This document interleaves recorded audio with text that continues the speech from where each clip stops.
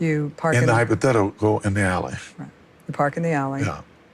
And you put on a wool cap and gloves. In the hypothetical, I put on a cap and gloves. Right. Yeah. And you reached under the seat for? A knife. I always kept a knife in the car for the crazies and stuff because you can't travel with a gun. And I remember Charlie saying, "You ain't bringing that." And I didn't, right? But I believe he took it. Charlie took the knife? Yeah. In the book. Yeah. Yes. So the back gate, you go through the back gate? Yes. And it was open or broken or? I don't recall. Okay.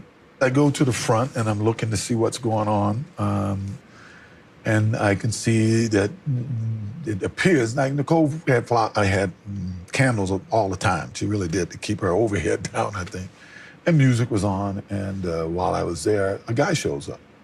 You know? So Ron Goldman comes in the back gate. Yeah, a guy that I really didn't recognize. I may have seen him around, but I really didn't recognize him to be anyone. And in the mood I was in, I started having words with him. He says to you, "I just came by to return a pair of glasses. Judy left them at the restaurant."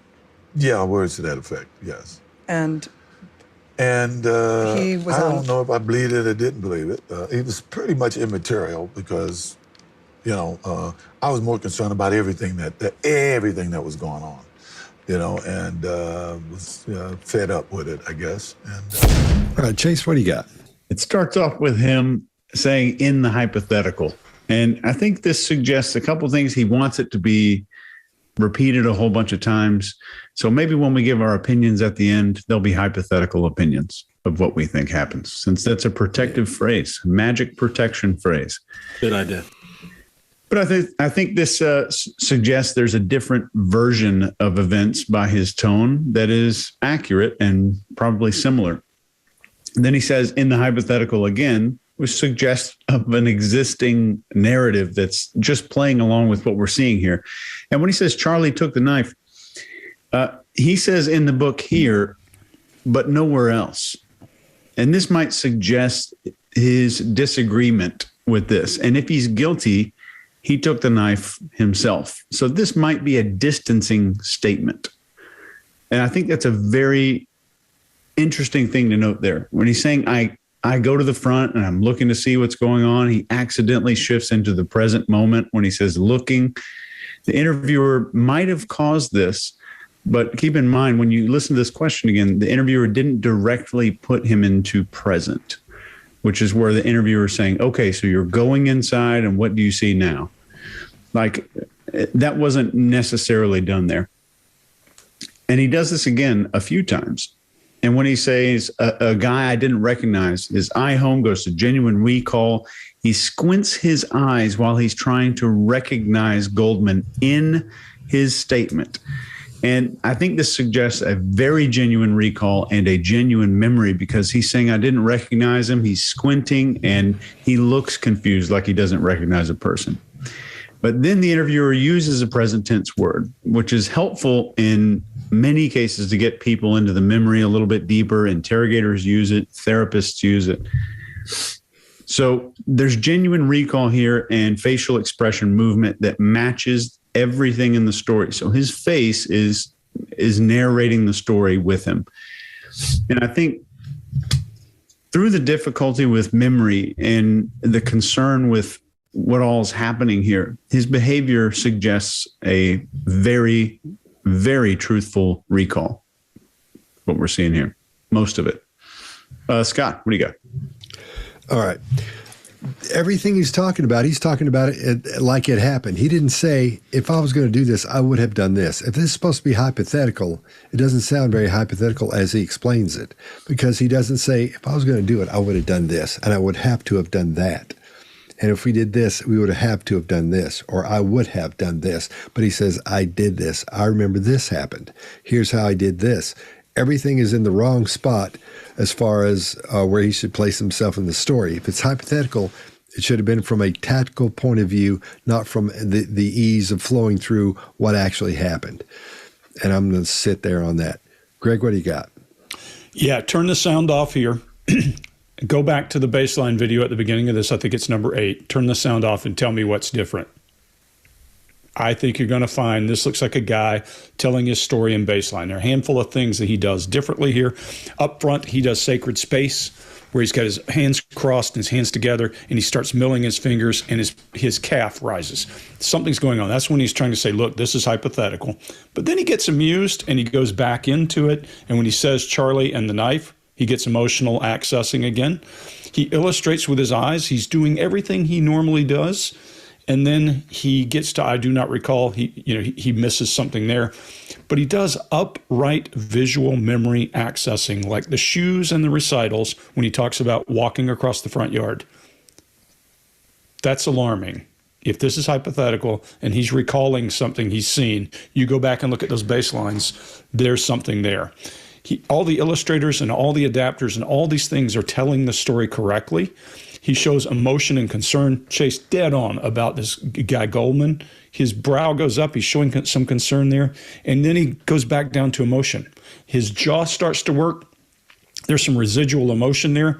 And then he kind of goes to this anger thing where he puts his chin down, his head down, and he's telling with words. And then he says, fed up. Guys, this one, if you go back and look at his baseline, this looks like a guy telling a story. Mark, what do you got? Yeah, I agree. Calm body language, pleasure when he's in the face when he's telling this story. Illustrators, symmetrical. He's being honest. The only dishonest thing is the word hypothetical. Essentially, the much of what he's saying actually happened. Much of it. Fed up with it. We see anger in the eyes. So I think we can start to look now for a motivator here, and understand where this comes. This comes early on, being fed up with it. So the anger starts early on. To Greg and Chase, your points of this guy. Did he know this guy? Well, there's some body language to suggest that, and also could have been anyone. Did not recognize. Seen him around. You can't have all three. You're not allowed to have all three of those things. Could have been anyone, didn't recognize him, seen him around. Well, then you've probably seen him around, haven't you? You do know who this person is. Okay, I believe Charlie took the knife. Well, no, either Charlie took the knife or he didn't take the knife. But you believe he took the knife, but you're certain about other things. Here's the thing about this gnome, Charlie, that springs out of nowhere. If Charlie hypothetically, if Charlie takes the knife, this isn't premeditated.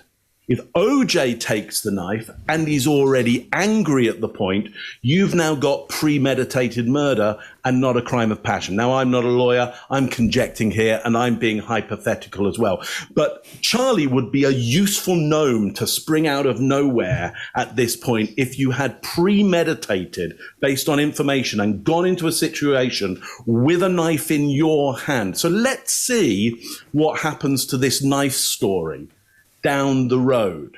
How well does this knife show up? Is it handled like a knife gets handled when you take it from somebody? Is it handled like you handle a knife when you've taken it along yourself? Because that's an important issue for how we, the public, respond to him. Is he hypothetically, is he a premeditated murderer, or is he somebody involved in a crime of passion with somebody who dresses inappropriately at kids' concerts and hangs around with people like strangers from nowhere?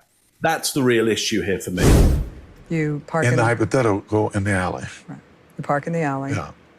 And you put on a wool cap and gloves. In the hypothetical, I put on a cap and gloves. Right. Yeah. And you reached under the seat for?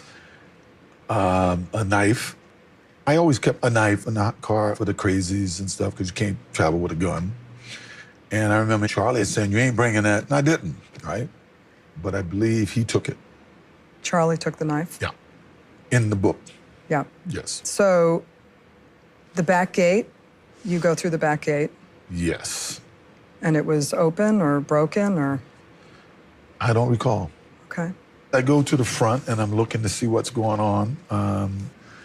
And I can see that it appears like Nicole had candles all the time. She really did, to keep her overhead down, I think. And music was on, and while I was there, a guy shows up. You know. So Ron Goldman comes in the back gate. Yeah, a guy that I really didn't recognize. I may have seen him around, but I really didn't recognize him to be anyone. And in the mood I was in, I started having words with him. He says to you, I just came by to return a pair of glasses. Judy left them at the restaurant.